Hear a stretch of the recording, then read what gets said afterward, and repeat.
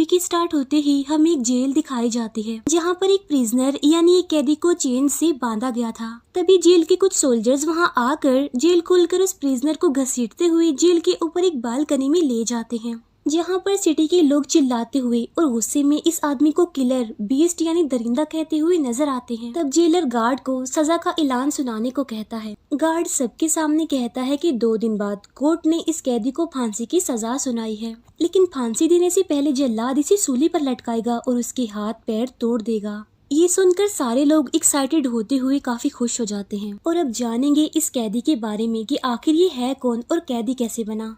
इसके बाद कहानी कुछ साल पीछे चली जाती है, जहाँ पर हम पेरिस की एक फिश मार्केट को देखते हैं और ये शहर की सबसे ज्यादा बदबूदार जगह थी। लोग वहाँ पर मछलियाँ बेचकर सरवाइव करते थे और अपना गुजारा करते थे। वहीं पर हम मछलियाँ बेचने वाली एक लेडी को देखते हैं जो कि एक बच्चे को जन्म देती है, लेकिन अनलकीली उसका बच्चा मरा हुआ पैदा होता है और इस औरत के पहले भी 4 बच्चे ऐसे ही पैदा हो चुके थे और वो लेडी बच्चे को पैर मारकर उसे गली सड़ी मछलियों के साथ फेंक देती है। लेकिन हम देखते हैं कि इस बार उसने जिंदा बच्चे को जन्म दिया होता है और वो उसे भी मरा हुआ समझकर फेंक देती है।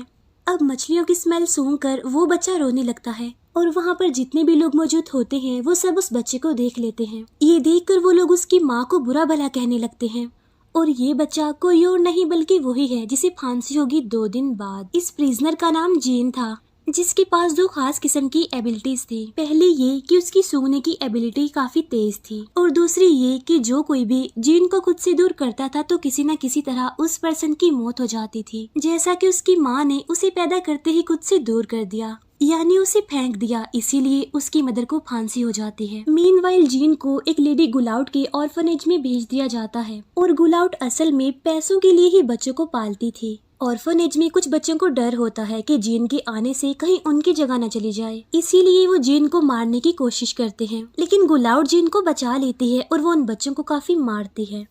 इतनी मुश्किल हालात में सरवाइव करने के बाद जीन 5 साल तक बोल नहीं पाता, लेकिन वो हर चीज को सूंघ कर ही उसके बारे में पता लगवा लेता था। अब क्योंकि ऑर्फनेज में जगह नहीं थी, इसीलिए 13 साल की उम्र में गुलाउट जीन को एक आदमी को बेच देती है और ये आदमी जानवरों की स्किन यानी खाले लेता था और इसका नाम ग्रीमिल था। जैसे ही जीन वहाँ से जाता है तो 2 चोर गुलाउट को मारकर उसके सारे पैसे ले लेते हैं। अब ऐसा इसीलिए हुआ क्योंकि ये जीन की एक एबिलिटी थी कि जो कोई भी उसे खुद से दूर करेगा वो मर जाएगा। अब ग्रीमिल जिसे जीन को बेचा गया था तो वो जीन से काफी काम करवाया करता था और वो एक बार जीन को शहर भी लेकर जाता है, जहाँ पर जीन फर्स्ट टाइम गंदी स्मेल के अलावा कुछ अच्छी चीजों और खुशबू को एंजॉय करता है। सामान छोड़ने के बाद जीन एक शॉप को देखने लगता है और ये शॉप असल में परफ्यूम्स की शॉप थी और जीन उसकी तरफ अट्रैक्ट हो रहा था। वो शॉप के ऑनर को एक परफ्यूम उठाए हुए देखता है और ये परफ्यूम काफी अच्छी और काफी फेमस थी। इसी दौरान वो उससे भी अच्छी एक और खुशबू को फील करता है और ये खुशबू किसी परफ्यूम से नहीं बल्कि एक फ्रूट्स बेचने वाली लड़की से आ रही थी और अब जीन इसकी तरफ भी अट्रैक्ट हो रहा था।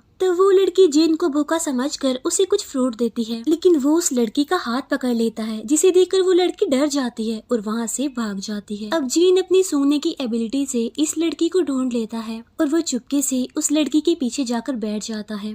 तब वो लड़की उसकी अजीब हरकतें देखकर डर जाती है और चिल्लाने लगती है। तब जीन उसके मुंह पर हाथ रखकर उसका मुंह बंद कर लेता है और कुछ लोगों को देखकर उसका मुंह दबाए ही रखता है, इस डर से कि कहीं लोग इकट्ठे न हो जाएं। और जैसे ही लोग जाते हैं तो वो लड़की के मुंह से हाथ हटाता है तो वो देखता है कि वो लड़की तो मर चुकी है और धीरे धीरे उसकी खुशबू भी खत्म हो जाती है। ये देखकर जीन सोचता है कि खुशबू कहाँ गई। इसके बाद हमें पेरिस का एक काफी बड़ा परफ्यूमर दिखाया जाता है जिसका नाम बाल्दीनी था। अब शहर में नए परफ्यूमर्स के आने की वजह से उसका काम कम हो गया था और वो दूसरे परफ्यूमर्स की कॉपी करने लग गया था। फिर उसी शाम जानवर की स्किन के सिलसिले में जीन उसकी शॉप में आता है और वो वहाँ पर अलग अलग तरह के परफ्यूम्स देखता है और वो बाल्दीनी की बॉडी से आती हुई खुशबू को सुनकर कहता है कि मैं ऐसी खुशबू बना सकता हूँ। ये सुनकर बाल्दीनी उसका मजाक बनाता है। तब जीन उसे अपनी एबिलिटी के बारे में बताता है। तब बाल्दीनी उसे एक चांस देता है। जीन अलग अलग तरह की परफ्यूम्स बनाकर बाल्दीनी को देता है, जिसे सूंघकर बाल्दीनी को एमोर की खुशबू आती है और ये काफी अच्छी और काफी फेमस परफ्यूम है। ये देखकर बाल्दीनी काफी हैरान रह जाता है और वो जीन से काफी इम्प्रेस होता है। ये देखकर जीन कहता है कि मैं इससे भी कई ज्यादा अच्छे परफ्यूम्स बना सकता हूँ। इसे सूंघने के बाद बाल्दीनी को अपनी वाइफ की याद आ जाती है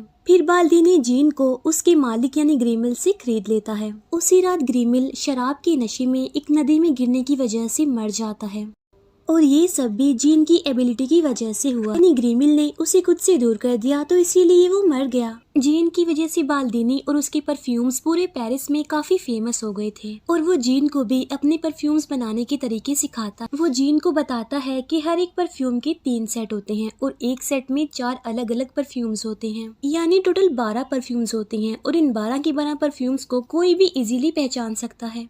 और अगर कोई पर्सन 13वीं परफ्यूम बना ले तो कोई ऐसा शख्स नहीं होगा जो उस परफ्यूम को हरा सके। इस बात से जीन काफी इमोशनल हो जाता है और वो सोचता है कि मैं ये काम जरूर कर दूंगा। इसीलिए वो बाल्दीनी से कहता है कि मुझे परफ्यूम्स बनाने का तरीका सिखाओ और खुद वो दुनिया की सबसे अच्छी परफ्यूम देने का वादा भी करता है। तब बाल्दीनी 10,000 फूलों को अपनी मशीन के जरिए एक बोतल में डालने का तरीका बताता है। फिर एक दिन बाल्दीनी जीन को रोते हुए देखता है और इसीलिए वो जीन से इस बारे में पूछता है। तब जीन उसे कहता है कि तुम झूठे हो और जो तुमने मुझे तरीका बताया है वो फ्लॉप है, फेल है वो। ये सब कुछ देखकर जीन काफी अपसेट होते हुए बेहोश हो जाता है।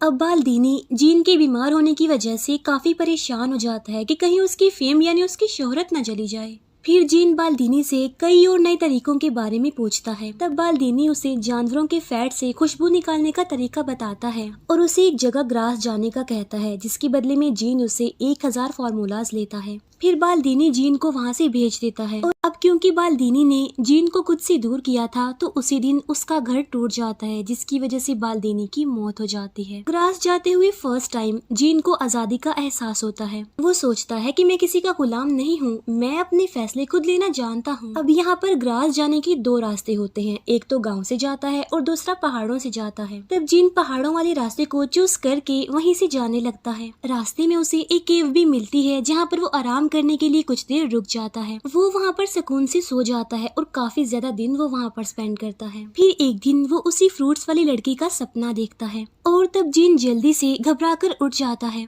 और वो अपनी बॉडी को सूंघने लगता है, लेकिन उसे किसी भी खुशबू का एहसास नहीं होता। इसके बाद वो बाहर जाकर बारिश में नहाता है और तब उसे रियलाइज होता है कि उसकी अपनी कोई भी खुशबू नहीं है। फिर नेक्स्ट मॉर्निंग वो ग्रास जाने के लिए चल पड़ता है, लेकिन रास्ते में उसे वही खुशबू आने लगती है जो उस फ्रूट्स वाली लड़की से आ रही थी। तब वो दिखता है कि काफी खूबसूरत लड़की कैरेज में बैठी हुई है, जिसे देखकर वो उसका पीछा करता है और ग्रास में आ जाता है। इस लड़की का पीछा करते करते वो एक महल में आ जाता है और वो महल वहाँ की रिच पर्सन रिचेस का होता है और वो खूबसूरत लड़की जिसका नाम लोरी होता है वो इसकी बेटी होती है और वो पूरे ग्रास में सबसे प्यारी होती है। ग्रास में जीन एक लेडी के अंडर काम करता था और उस लेडी का हस्बैंड जीन पर पूरी नजर रख रहा था। जीन इनके साथ रहते हुए जानवर के फैट से परफ्यूम निकालने के 2 अलग तरीके सीखता है और पहला तरीका वो अपने साथ काम करने वाली लड़की पर अप्लाई करता है, जिसमें वो इस लड़की की डेड बॉडी को एक बड़े टैंक में जानवरों की चर्बी के साथ बॉईल करता है, लेकिन इसमें वो कामयाब नहीं हो पाता। फिर दूसरे तरीके के लिए वो एक लड़की को पकड़ता है और इस बार वो जानवरों की फैट का इस्तेमाल एक कपड़े पर लेप लगाकर करता है। जीन उस लड़की को मारकर उसके बाल काट देता है और उसकी डेड बॉडी को लेप लगाकर कपड़े में लपेटता है और फिर वो उस कपड़े से चर्बी निकाल कर बाल्दीनी के सिखाए गए तरीकों से खुशबू निकालने में कामयाब हो जाता है, जिसे वो एक डॉग पर यूज करके चेक करता है और अब वो बाल्दीनी के बताए गए 13 बॉटल्स के सेट को तैयार करता है, यानी हर एक बोतल की परफ्यूम बनाने के लिए उसे एक मर्डर करना पड़ेगा। फिर लोरी की बर्थडे में सब लोग हाइड एंड सीक खेल रहे होते हैं और तभी मौके का फायदा उठाकर जीन भी वहाँ पर आ जाता है, लेकिन पार्टी से 2 लड़कियाँ गायब हो जाती हैं। हम देखते हैं कि जीन इन दोनों लड़कियों को मारकर अपने सेट की पहली 2 बोतलों को तैयार करता है और उन दोनों की डेड बॉडीज शहर के पूल में तैरती हुई नजर आती हैं। इसके बाद पूरे शहर में लड़कियों के गायब होने, उनकी मौत होने का सिलसिला स्टार्ट हो जाता है। तब लोग डर की वजह से अपनी बेटियों को बचाने के लिए अपने घरों के बाहर लॉक्स लगाने लगते हैं, लेकिन फिर भी जीन किसी तरह 12 बॉटल्स का सेट तैयार कर लेता है और उन्हें एक दूसरी बोतल में मिला देता है। अब परफेक्ट परफ्यूम बनाने के लिए उसे एक और परफ्यूम की बोतल चाहिए थी और जाहिर है वो था लॉरी का कत्ल। ये सब देखकर रिचिस कहता है कि जिन लड़कियों की भी मौत हुई है वो सारी अनमैरिड थी और उनकी बॉडी पर कोई जबरदस्ती का निशान भी नहीं था, यानी किलर ने उन्हें किसी खास मकसद से मारा है।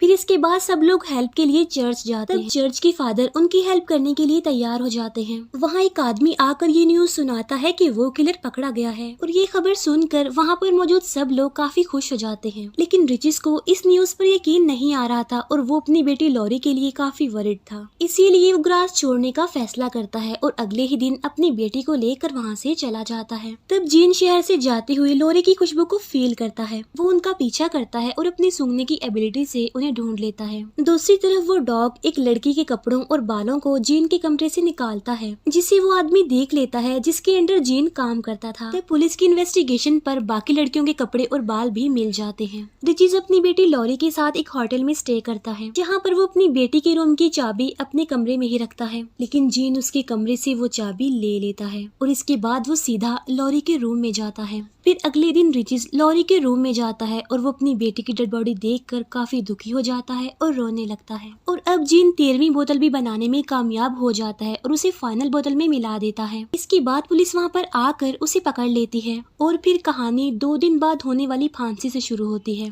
दूर दूर से लोग जीन की मौत को देखने के लिए आते हैं। जैसे ही लोग जीन का वेट करते हुए खड़े होते हैं, तब जीन किसी राजकुमार की तरह अपनी कैरेज से उतरता है और वो जल्लाद की तरफ बढ़ता है। लेकिन जल्लाद उसके पैरों में गिर जाता है और रोते हुए उसे बेकसूर कहने लगता है। फिर जीन एक परफ्यूम को एक रुमाल पर लगाता है और उस रुमाल को वो हवा में लहराता है, जिससे वो खड़े लोगों को हेवन यानी जन्नत जैसी फीलिंग्स होने लगती हैं। वो सब लोग उसे एंजल कहने लगते हैं और जीन भी खुद को गॉड समझ रहा था और वो अपने रुमाल को लोगों के दरमियान फेंक देता है, जिससे वहाँ पर मौजूद सब लोग, चाहे वो छोटा बड़ा हो, अमीर गरीब हो, काला गोरा हो, सब कुछ बुलाकर एक दूसरे को प्यार का एहसास करवाते हैं। और ये सब कुछ देखकर जीन को सच्चे प्यार का एहसास होता है और इसीलिए वो उस फ्रूट्स वाली लड़की को याद करने लगता है और वो सोचता कि काश अगर मैं उस लड़की को इतना प्यार करता तो मैं उसे अपना बना लेता। ये सोचकर वो दुखी हो जाता है और रोने लगता है। तभी रिचिस तलवार लेकर जीन को मारने आता है, लेकिन उसकी खुशबू के आगे वो भी अपना कंट्रोल खो देता है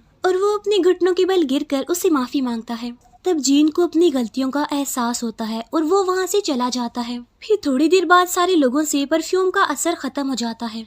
फिर जीन उसी मछली बाजार में जाता है जहाँ पर वो पैदा हुआ था और वो अपनी पॉकेट से परफ्यूम की एक बोतल निकालता है और उसे खुद पर गिरा देता है, जिसे देखकर वहाँ पर मौजूद सब लोग उस परफ्यूम की वजह से उस पर गिर पड़ते हैं और उसे नोच देते हैं और यहाँ पर जीन का भी खात्मा हो जाता है। और यहीं पर इस मूवी का दी एंड हो जाता है। अगर आपको हमारी एक्सप्लेनेशन पसंद आती है तो कमेंट सेक्शन में जरूर बताइएगा। Thank you for watching.